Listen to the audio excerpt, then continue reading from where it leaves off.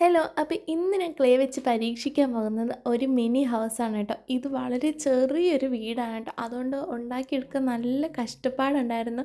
പെട്ടെന്ന് പെട്ടെന്ന് ഇത് പൊളിഞ്ഞു പോകുന്നുണ്ടായിരുന്നേ. ഞാനിത് ഉണ്ടാക്കുന്നത് 4 ചുമരായിട്ട് വെച്ചാണ് കേട്ടോ ഉണ്ടാക്കുന്നത്.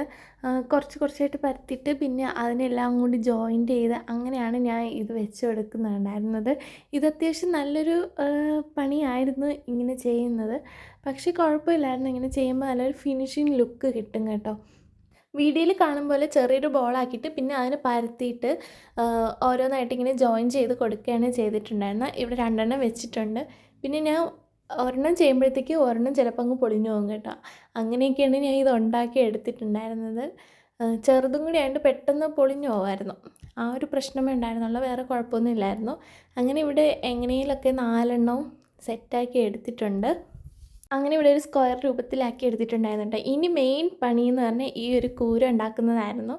ഈ കൂര ഞാൻ എങ്ങനെയൊക്കെയോ കഷ്ടപ്പെട്ട് ഉണ്ടാക്കി എടുത്തിട്ടുണ്ട്.